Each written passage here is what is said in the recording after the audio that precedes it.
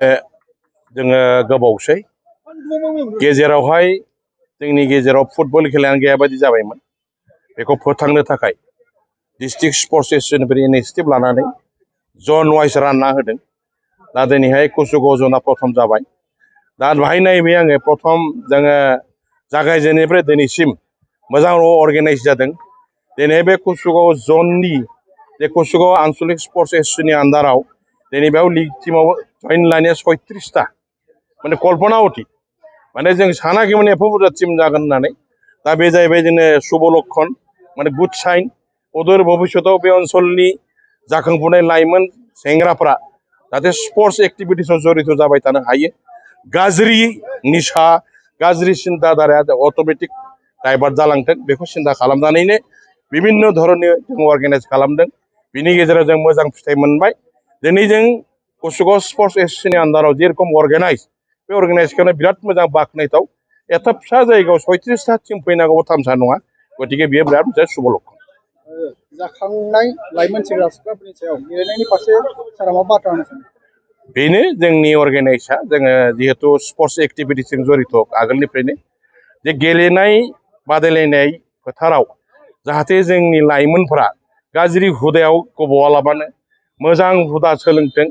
गेलेनाया खालि फुटबल नङा, क्रिकेट दं, बेडमिन्टन दं, एथलेटिक खारनाय, जेभलिन, शटपुट सब धरननि खेथ्रआव जों अर्गानाइज खालामबाय थागोन।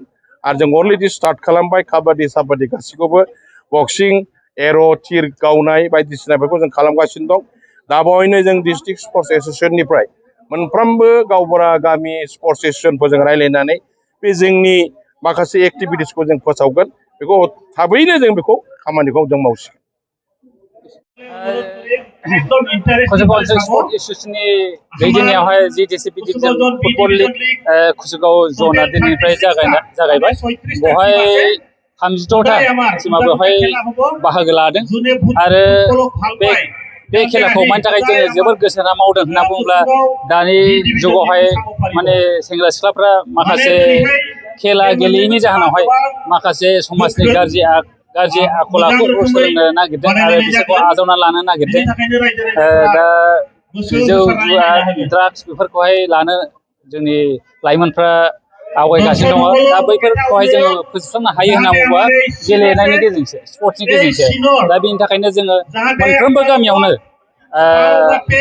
गामिफ्रावहाय बे गेलेनायखौहाय मोनसे एवारनेस हिसाबै लानांगौ आरो गेलेथारनांगौ होननानै बायध'था खालामनांगौ होननानै आं सानो। सेंग्रा सिख्लाफोरनोसो आं बेखौनो मेसेज होनो नागिरदों जे स्पर्ट्सनि गेजेरजों जोङो मेन्टेलि फिजिकेलि गासैबो फिट जाजोबो।